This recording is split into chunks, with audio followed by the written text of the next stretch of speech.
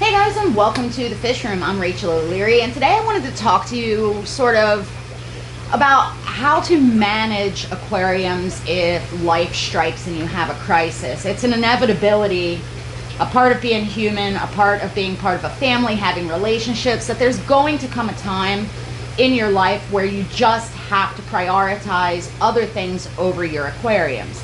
Now, this sort of care is similar to that of vacation care. Obviously, you can't plan ahead for an unexpected crisis, but what you can do is prioritize care for our aquariums to make sure that the fish are fine, and most importantly, you have your time freed up to take care of your loved ones or friends. Now, for me, what that means is instead of spending all day down here, puttering around, looking at my fish, maintaining my aquariums, and things like that, I reduced it down to just an hour or so each night. And each night I would come down here, look around the fish room, see how all the fish were doing, and pick 5 or 6 aquariums that needed attention that day, do my water changes, do my gravel vacs, and then feed fish. Now, a lot of fish can go easily weeks without being fed. And when you reduce their feeding, it reduces the amount of waste produced in the aquarium, so it can help you stretch things out between water changes should you be in a situation like I was. Now, it is important, however, to continue to feed baby fish, fry, juvenile fish, or predatory fish on an extremely regular basis. Otherwise, you can have some mortality of your young or some aggression issues with your big fish. Now, one of the nice things about my fish room is that every aquarium except for Captain Cranky Pants is super heavily planted. And especially for the little fish and the shrimp, this means that they always have surfaces to graze on, even if I'm not supplementing their diet. And really, even leaving them for a few weeks on vacation or whatever, I rarely to never see any issues in their body condition. But of course, you wouldn't want to rely on plants to feed them exclusively. So again, each night I would come down here, I would do some water changes, I would sort of pick the tanks that needed my attention the most, take care of them, feed any baby fish, but really I just fed the rest of the fish room about 3 times a week just to make sure everybody was doing okay. And in fact, fish continued to spawn, fish continued to grow, and everybody looks pretty darn good. Now, I did continue to do frequent water changes on my little Super Tiger tanks simply because that is the newest aquarium in the fish room, and I needed to make sure that there was no issue with cycle. But really, just by looking around, prioritizing which aquariums need what to keep them going in a healthy fashion was all I had to do.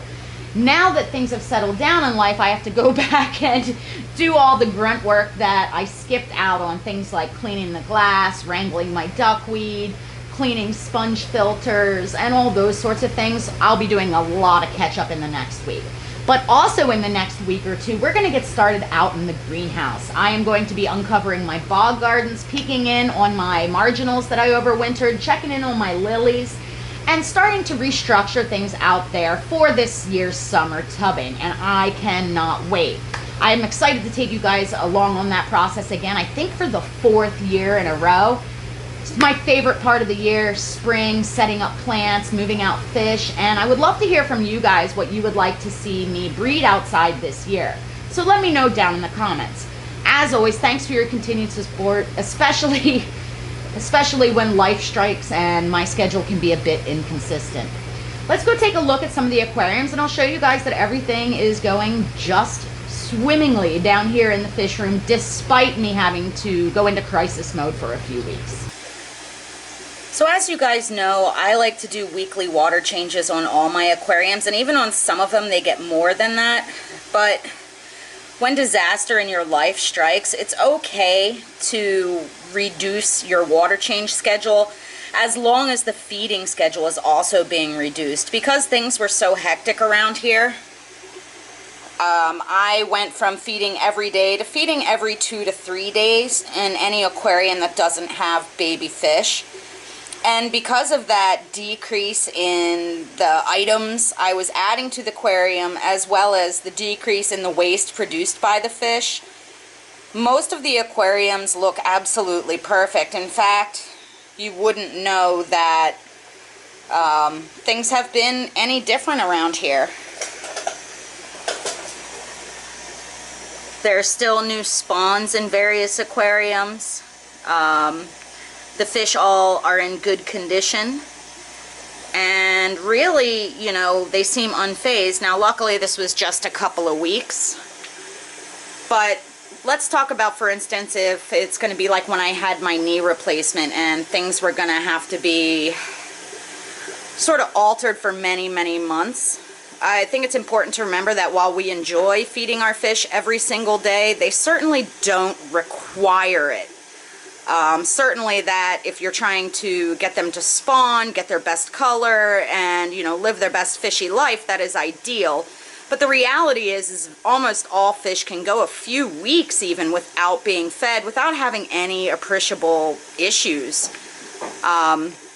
So like when I was out for my knee replacement, I had my husband feed every couple of days because I wasn't going to be able to get down here for many, many months to do my water change routine. Now that didn't mean that he wasn't doing it, but what it meant was that it wasn't being done on my normal schedule. So it was important to just reduce the feeding, reduce the amount of waste, and then that way the fish were still getting what they needed, but the aquariums weren't getting too dirty. Now the past few weeks I've been coming down here every single night looking over all the aquariums, and if I saw anything that was problematic or worrisome, I would address it then. But for the most part, the vast majority of my aquariums are stocked really lightly, so it wasn't as critical to keep up with all of the constant water changes that I do, at least for this short-term duration. In fact, these little catfish are still looking absolutely rotund and adorable. I did feed these guys quite frequently because I really want them to start spawning soon.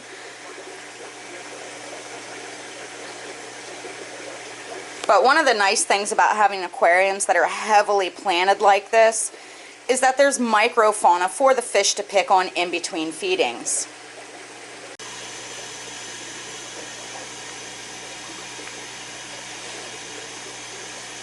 Now, any of my aquariums that had fry, as in baby fish, which I normally feed 2 or 3 times a day, I made sure they still got fed every day.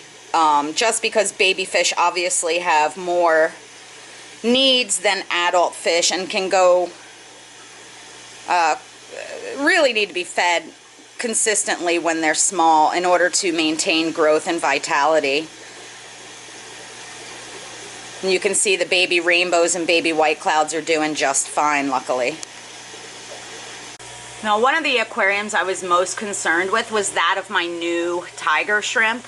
And they are all accounted for and doing just fine. Now, this aquarium, I did make sure that I maintained all those water changes because it was very newly set up. Now, you can see when we look at my 75-gallon nano that the leaf litter really needs some attention.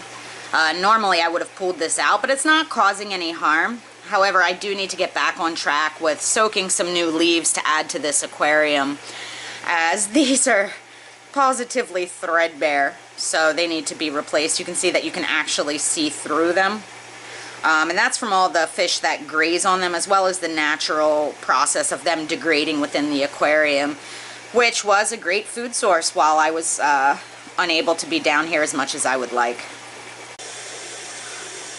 Now, in aquariums that have large or predatory fish, it's important to maintain the same feeding routine as usual in order to prevent any issues with aggression. So for the big boys, and even for Captain Cranky Pants, I made sure that I fed them the same as always, because I didn't want anybody to have a temper tantrum and damage themselves or each other. Now, one thing that is really, really useful when running many tanks, or even just a few tanks, is to have things like your lights on a timer. And what this will do is, if, you know, if the things hit the fan, it'll maintain the same light cycle for your plants, and just in general, this makes life a whole lot easier.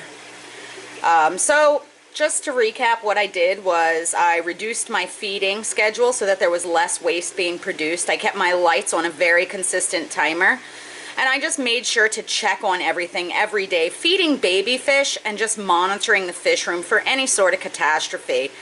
And really, you know, other than a couple of aquariums with some algae issues, everything looks really, really great.